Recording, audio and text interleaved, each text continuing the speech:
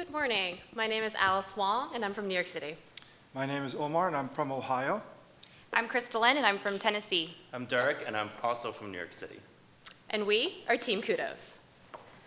Today, I'd like to talk to you about a young man named John. He's a gay homeless youth, and this is his story. When John was 17, he came out to his parents, and it didn't go very well. Feeling rejected, he ran away from home and ended up living on the streets of New York City. After living on the streets for about 6 months, John endured a series of traumatic events, and he became devastated and disconsolate. Unable to cope with them, John turned to drugs. Heroin, one of the cheapest and most addictive substances, became his drug of choice, and he became hooked. John isn't alone in his struggle. LGBTQ youth face homelessness and its associated problems of mental health and substance abuse far more likely than their peers. In fact, in New York City, there are 24,000 homeless youth, and fully a third of them, that's 8,000, identify themselves as LGBTQ. There are amazing organizations working with these youth to support them, but there's a deeper problem. Even when youth reach these organizations, they often aren't coming back. They aren't taking advantage of vital programs like mental health and substance abuse treatment services. They're going underutilized. According to Biomed Central, there are 13 common reasons why youth don't seek help, and these are the top 5. They're stigma, trust and confidentiality, inability to self-diagnose symptoms, reliance on self-treatment, and finally, concern regarding their providers. So, what if? What if there was a way to overcome these barriers? What if there was a way that we could incentivize these youth to take advantage of these underutilized programs? I want to introduce you to Kudos. Kudos is an innovative rewards program specifically tailored to LGBTQ homeless youth. What I want you to know is that reward programs work. In the corporate sector, they've been proven effective in almost every sector. From that free bag of popcorn you get to that 10th free cup of coffee, reward programs have become an everyday part of our lives.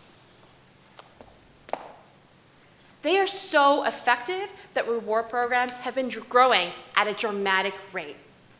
They are everywhere, except for the medical and social services sector, where they are only now beginning to appear. Just this month, in the Journal of the American Medical Association, an article was published stating, loyalty programs may offer a new way to attract and retain patients within a health system. And in 3 distinct studies, reward programs have been shown to be effective for children and teens, mental health patients, and substance abuse patients. And guess where they all overlap? Kudos. It all fits together.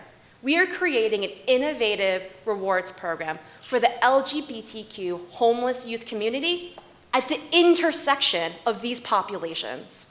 And we are so lucky to have found a partner that focuses on them. This is the Forney Center. The Forney Center is the largest LGBTQ homeless youth service provider in the country. And together, we both believe that an innovative rewards program for LGBTQ homeless youth can help overcome each of these resistance factors. Kudos is incredibly simple. Here's how it works. 1, a youth goes into a service provider and they receive a Kudos card. 2, when the youth completes a visit, they will receive a stamp. And 3, when the youth has accumulated enough stamps, they can then redeem them for rewards. And our whole model revolves around a paper-based card, and this is what it looks like. You can see in the lower right-hand corner, it's marked with a unique identification number, and that's basically to protect the privacy of the youth. If you open the card, you can see the top shows you how many stamps you need to earn rewards. And these rewards range from a bath basket or a movie rental on Amazon to a manicure or a movie ticket, all the way up to a gift card. These youth have little disposable income, which means that little luxuries like these can have a huge impact. The bottom of our card is basically a record-keeping device, and I'll speak a little bit more about what we mean by that in a minute. But first, I want to explain to you what we mean by complete a visit, because it's not just about walking in through the front door. It's about sitting down, showing up, and finishing a session with either a therapist or a substance abuse counselor, our two main areas of focus. The Forney Center has shared with us that they think the key to successful treatment is getting these youth to show up. This is why we put it on the back of our cards. Which brings me back to the Forney Center. The Forney Center likes the Kudos model so much, they've already agreed to partner with us. And in fact, they've asked us to begin working on an MOU, which we're currently drafting. The Forney Center has also shared with us that there are two main program areas that are currently being underutilized by LGBTQ homeless youth, and that is mental health and substance abuse. This is why we will create two stamps, one for substance abuse services and one for mental health services. We want to custom design these stamps for data collection reasons, but also for security purposes. Now I want to take you back to the record-keeping device inside of our card. You can see we use different colors, and this is to represent time periods. So each color represents a month. In the first month, you can see that John has completed 2 mental health sessions and 4 substance abuse sessions. In the second month, John has completed 3 substance abuse sessions. While this level of data collection is rather rudimentary, we believe it can lead to a whole new level of data analysis for the Forney Center. For instance, now they can track service usage patterns throughout the year. In total, you can see that John has 13 stamps. That means he's completed 13 visits. He can either redeem them immediately for a movie ticket, or he can save them up and redeem them for a different reward later on. But now I want to dive deeper into the program details. Because Kudos is simple, we only expect to spend $13,000 in our first year. And $12,000 of that will go directly to the rewards. And if we're able to secure a corporate sponsor or an in-kind donation, we expect to cut those costs dramatically. With the remaining $1,000, we will spend it on program overhead and marketing. Kudos is so simple, and we've done so much of the legwork, we're ready to begin our 6-month pilot any day now. This is why we've included it in our first-year timeline. You can see that after we finish our pilot with the Forney Center, we will implement the program with the goal of transitioning out in 2018. That basically means we'll be handing over the management of the model to the Forney Center. In the meantime, we will begin looking to secure 2 new partnerships with other service organizations. And here are 5 that we're currently in conversation with. Once we secure those 2 new partnerships, we will implement the program with the goal of transitioning out in 2019. Now, Kudos believes that evaluation is critical to the success of a program, and this is why we've included mini biweekly evaluations, and we will conduct 3 full-scale program evaluations throughout our first year. This is basically to evaluate success and to identify any areas of improvement. Kudos is simple, and its impact is targeted, which means its potential is huge. The Forney Center has shared with us that the 2 services, substance abuse and mental health, are only being used at a 62% rate. We want to see that increase, and we think that it can. Just last week, we conducted a focus group, and 15 out of 16 youth, that's 94%, indicated that the Kudos program would motivate them to follow their treatment plans. And this is why we believe the Kudos effect can take us even higher. What that means is, in 3 years, with 3 service organizations, we expect to reach 1,500 LGBTQ homeless youth. That's nearly 1/5 of today's current estimated population. But we're not just interested in reaching raw numbers of youth. We want to see the lives of these youth impacted. We want to see increased mental health, increased stability, and increased independence.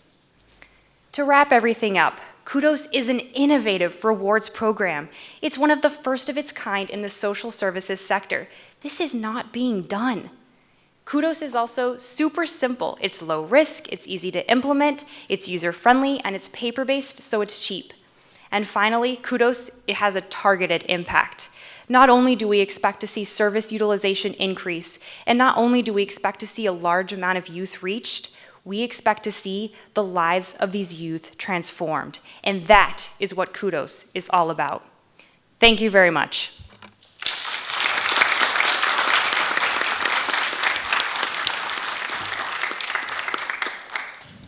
Well, I guess I'll go first. This is a slice of the overall homeless population that you've targeted, and I think you get a pretty compelling reason as to why. But talk a little bit about transferability to other populations. Is that something you've given some thought to, scaling it up differently? So this is definitely something we thought about, and really the focus right now is on the LGBTQ homeless youth population, but we really think the model of a rewards program can be applied to any policy issues, any locality. We really think that rewards work everywhere, and we really want to be the first one to bring it to the social service sector. How do you know, that the Starbucks and so forth will cooperate? How's that part work? So the beauty of this program that we've designed is that we've asked the youth, what are the different shops? What are the different businesses and different places that you frequently visit and you shop at? And what we want to do is target those specific businesses in those areas, because we can demonstrate to them that we have these clients who are already going there. How can we better further that business relationship and make it more productive for you and build those relationships with those clients? But you've had the conversations with the treatment place. Have you had the conversations with the private businesses? We've actually just started those conversations with those businesses. The thing is that we completed our focus group, our first focus group, just last week because we wanted to make sure that we targeted the Forney clients. Therefore, we've already started those initial conversations with the businesses that these youth actually frequent. Go ahead. What about the transferability to other locations? Have you had any conversations with people in other cities? We have not yet had any conversations with those in other cities. Some of us do have actual experience in the homeless service sector, whether it be from a direct service provider perspective or from an administrative perspective. And we believe that this model would be very applicable to any locality that is looking to further their underutilized services. Right now, what our focus is on New York City and the Forney Center, but we would be looking in the future to expand with other partners. Have any of you ever volunteered for the Forney Center, and what was really the seed that was planted within this group to decide on this project? As we said before, some of us have had experience. The way that we got connected with the Forney Center was through a conference of homeless service providers, and I met one of the individuals who was one of the founding staff for the Forney Center right now that was interested in furthering our goals and wanted to have further conversations. Aside from the gift certificate, the coffee rewards, etc., do not look as attractive. So have you thought about improving the quantity or the level of awards? Can I ask to clarify, do you mean of the rewards? Well, if I were to appear before the treatment several times, I would get to go to Starbucks. So would that be a one-time event? Would that be a regular event? What does that award mean? Well, with the rewards, so we came up with these reward ideas from the focus group that we had with the youth. So we said, what rewards do you think would motivate you on this Kudos program? And they identified 3 main areas, and that was snacks, beauty, and entertainment. And so what we'd want to do is get a mix of rewards like that, and then allow them to choose based on how many stamps they've earned. And then there are 3 tiers of stamps. There are 5 stamp rewards, 10 stamp rewards, and 15 stamp rewards. Thank you. But how do they actually redeem it? I mean, they don't take the card to Starbucks and Starbucks look at it and say you've got X number of X's, so you get this, right? Right. You get a voucher somewhere along the line. Yes, that's correct. So the case manager is the one who is the main interface person with the youth. And so what they will do is they'll receive the card, punch out the stamps, and then give the youth the reward, like either the gift card or the bath basket, whatever it may be. But before I have completed my card, I'm a homeless youth and I've lost my card. I'm not very good at taking care of those kinds of things. Have I lost all my benefits? That's a great question, and that is why we have created a data collection system. And it's actually really simple, more simple than that sounds. It's a Google Sheets, so it can be accessed by multiple people on the internet. It's also secure, and what it does is basically every time a youth completes their substance abuse treatment or their mental health treatment, they show their case manager that they've completed it, and then the case manager will directly enter that information into the system, and then it's on file. So if they lose it, it's already been collected.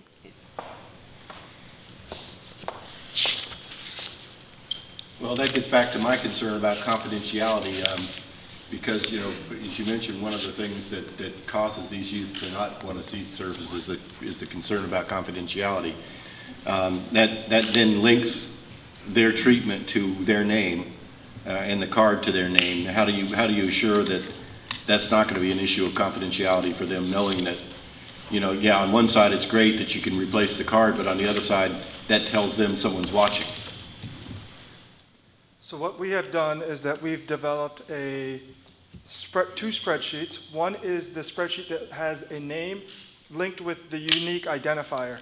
That is located at the Forney Center, is only for designated staff.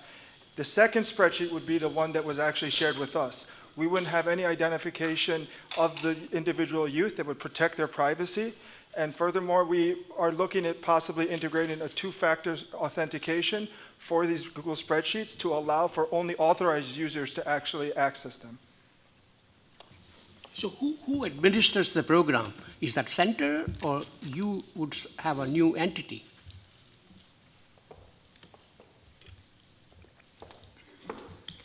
So the Forney Center would administer the program. We're really the program design team, and we'd be collaborating with them to help them market the program and then to actually monitor the program to ensure success.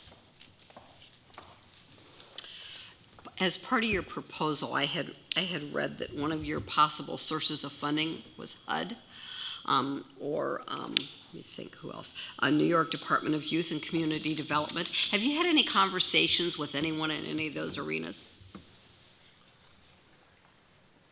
We have had conversations with the Forney Center about furthering the project. What we know, as a former federal grants administrator, I have had experience in grants with HUD, and I understand many of the regulations, and I believe that as a program, we can actually prove the success of the model and then give Forney all the tools necessary to include that as a part of their either grant expansion or possibly new grant to those agencies who are looking. Many of these federal government and local city government are looking for innovative solutions that may be able to better allocate the scarce resources that we all have in our communities.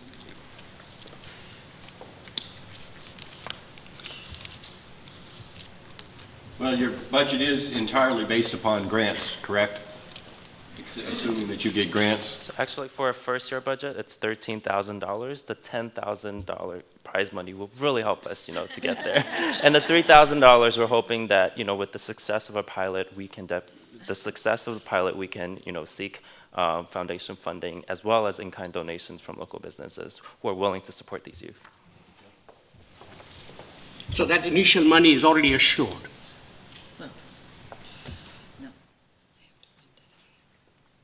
Can you clarify in terms of The $12,000, $13,000 that you have? No, what we are looking for, we've, being finalists here, we have, been awarded a few $1,000s, but we'd like to seek, further expansion and awards. And what we would like to do is show that our model, just from experts like you guys as judges, have considered our program to be super successful. and hopefully we can, convince those local agencies that we are very committed to this project.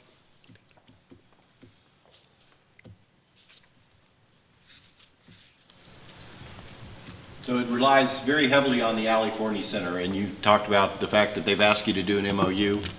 Is this the type of thing that they might go forward with, even if you all don't participate? But clearly it's your idea and you want to get it started, and you've got a transition time frame. I'm not suggesting they can do it all by themselves, but it was your idea. But you're relying on just one partner. Is there, and you've discussed the expansion to 3 others, but talk a little bit more about that relationship, if you would. Sure. So our model is meant to be implemented in each organization and to serve each organization's individual needs. And we actually think that our model isn't very burdensome to the organizations because we be providing the monitoring oversight, which is sometimes problematic in terms of capacity, and we're actually going to be collaborating with them in regards to marketing. So basically what only Forney has to do is have their case managers take that extra step of stamping and then entering the information into their card. But when you expand beyond just the Forney Center, it still will be one card even though there'll be more than one group participating, correct? Have you thought about that? So what we plan on doing is having individual cards that, as you may have seen in the actual presentation, on the back side of the card, there's actually an organization logo that would be on there. However, what we would want to do is be able to expand this quickly. So that card with other businesses, we'd be able to print a whole new set of cards for those businesses to use. And since we have already designed the template, we think that that process could be relatively quick. Rather than always depending on grants from the federal government, which I eventually call unfunded mandates that sometimes we end up, have you ever thought about collaborating with are there any other partners with the center that might share your enthusiasm or support your idea that, I guess I'm getting real basic, but I actually wrote down for your presentation today, KISS, keep it simple, students, because it's a very simplistic presentation, but there have to be more people, there have to be more partners out there that if this wouldn't work for you, is there a way that you can go forward with by asking other partners? So yes, we are very interested in potentially partnering with other agencies across New York City who share our vision. What we wanted to do, though, is focus on the needs of those individual clients at this point in time. So as we start to roll out the program, we would invite other people to come look at the model, see the success that we're having, and even provide some expertise within their realm of what they do within New York City. But at this time, we were trying to initiate that conversation with Forney Center. There are various steps that need to have taken place before that process can get started. But what we want to do is have a fully implemented program that we can actually show other agencies. I'm somewhat confused about the cards. So if you expand this program and more organizations get involved in it, so same card would manage all different organizations? Well, as Omar mentioned earlier, each card would be co-branded with our partner organization, so that would be one unique difference. But ultimately, these cards are going to be in the hands of the youth, and so they're the ones who will be able to track their service or their stamps that they've accumulated through their card, and then they would share that with the case manager. Yes. Well, so they would have so they're going to have one card is for the Forney Center, another card is for a different service provider, and another card, so the kid's carrying about 5 cards. No.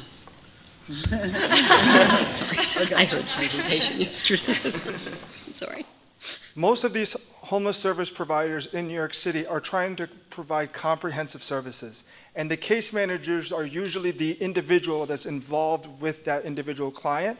And so what we believe is that the case manager will be the one to stamp those cards. Such services that may be referred out to other agencies, the case manager still needs to have verification that that activity did take place.